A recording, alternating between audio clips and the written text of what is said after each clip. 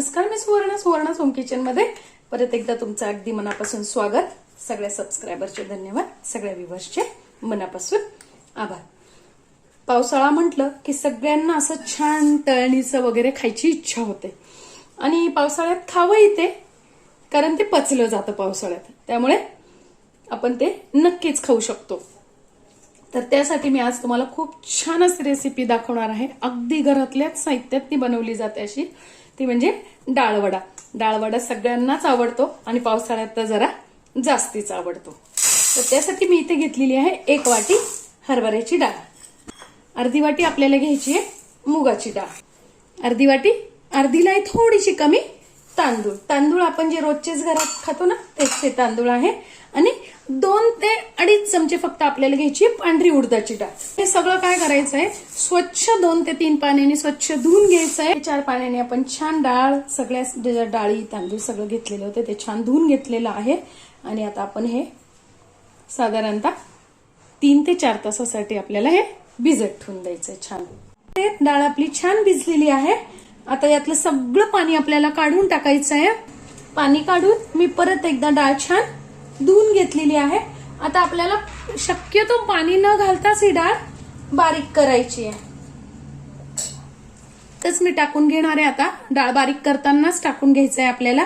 मी घेतले तिथे 8 ते 10 कढीपत्त्याचे पानं, 1.5 इंच आलं आणि 5-6 हिरव्या मिरच्या. मिरच्या तुम्ही कमी अधिक चवीनुसार करू शकतात. इथे तुम्हाला आवडत असेल तर 2 ते 3 लाल मिरच्या टाकल्या तुम्ही तरी पण छान लागतात. आणि जर लसूण खात असाल तर लसूण टाकला तरी चालेल. आता श्रावण महिना आहे म्हणून मी बिन लसणाचे तरी सुद्धा ते खूप छान होतात. आता हे छान पाणी न टाकता आपल्याला बारीक करून घ्यायचंय.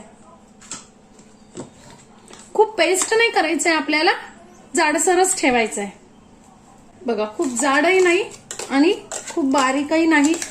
मी असं छान असं जाडसर पीठ तयार करून घेतलेलं आहे. बऱ्याच जणांच्या मिक्सरमध्ये काय होतं ना, पाणी टाकल्याशिवाय बारीक होत नाही. तर अशा वेळेस काय करायचं आहे, थोडंसं पाणी टाकून बारीक करायचं आहे. आणि तुम्हाला जर असं वाटलं की इथे आपलं पीठ पातळ वाटतंय तर तुम्ही काय करायचं आहे, 2 जास्ती नाही, 1.5 ते 2 चमचे, 2 चमचे फक्त तुम्ही तांदळाचं पीठ टाकू शकता. आणि तांदळाचं पीठ पण नसेल तर तुम्ही वेळेवर थोडेसे अर्धी वाटी पोहे पण बारीक करून घालू शकता. त्यांनी पण वडा कुरकुरीत पण होतो आणि पाणी जे जास्ती झालेलं असतं ते मिळून पण येतं. छान बारीक करणं झाल्यानंतर टाकून घ्यायचंय त्यात चवीनुसार मीठ. मी इथे 1 चमचा मीठ टाकलेलं आहे, तुम्ही चवीनुसार घालू शकता. त्यानंतर 1 ते 1.5 चमचा पांढरे तीळ, अर्धा चमचा ओवा. डाळीचा कुठलाही पदार्थ असो त्यामध्ये ओवा जर टाकला तर खाल्ल्यानंतर त्रासही होत नाही आणि चव पण छान लागते. आणि आता आपण कांदा खाणार नाहीये म्हणून आपण इथे मी कोबी बारीक चिरून घेतलेली आहे. कोबीने काय होतं, खूप छान अशी चव येते आणि वडे पण कुरकुरीत होतात. घालून घ्यायची आहे कोथिंबीर. इथे तुम्ही मेथी किंवा पालकही घालू शकता, किंवा मग कांदा खात असेल तर कांद्याची पात घातली तरी छान लागते. त्यानंतर घालून घ्यायची 1.5 ते 2 चमचे धने जिरेची पावडर. तुमच्याकडे जर धने जिरेची पावडर नसेल तर तुम्ही 1 चमचा जिरे आणि 1 ते 1.5 चमचे धने ज्यावेळेस आपण बारीक करतो ना डाळ तेव्हाच थोडेसे गरम करून त्यात टाकले आणि त्यातच बारीक करून घेतले तरी चालतील. अर्धा चमचा घ्यायचा हिंग आणि आपण मिरची घातलेलीच आहे कलरसाठी. 1 चमचा तिखट,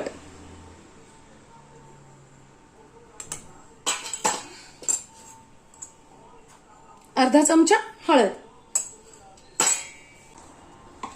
1 चमचा टाकून घ्यायची कसुरी मेथी. मेथीने पण चव खूप छान येते वड्यांना. मी आता एकीकडे लगेच तेलही तापायला ठेवलेलं आहे. आता हे छान आपल्याला मिक्स करून घ्यायचंय. आता काय करायचंय, हाताला थोडंसं पाणी लावायचं, फक्त लावायचं आहे आपल्याला. लक्षात घ्या, पाणी फक्त लावायचंय आणि वडा असा हातावरच थापून घ्यायचा आहे. बघा, या पद्धतीने आणि लगेच तेलात सोडायचं आहे.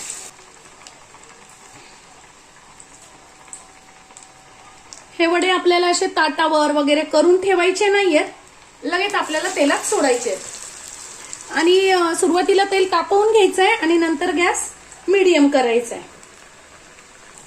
खूप जाड नाही थापायचे. खूप जाड जर थापले तर ते आतमध्ये कच्चे राहू शकतात.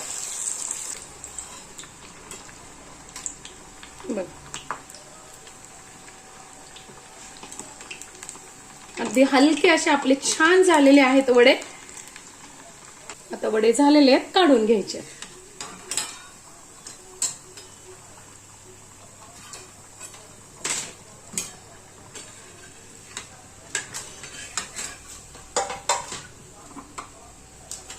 बघा, टाकतानाच असा आवाज येतोय. आपले वडे छान कुरकुरीत झालेले आहेत. बघा, आपले वडे मस्त असे वरतून कुरकुरीत आणि आतून छान असे मऊ वडे आपले तयार आहे. तुम्ही एकदा नक्की करून बघा. पावसाळ्यात साऊथ मध्ये हे वडे नेहमी बनवले जातात. स्पेशलच आहे तिथले हे वडे. आपण तसेच वडे घरच्या घरी बनवलेले आहेत, खूप छान असे. आजची माझी रेसिपी तुम्हाला कशी वाटली कमेंट्समध्ये नक्की सांगा.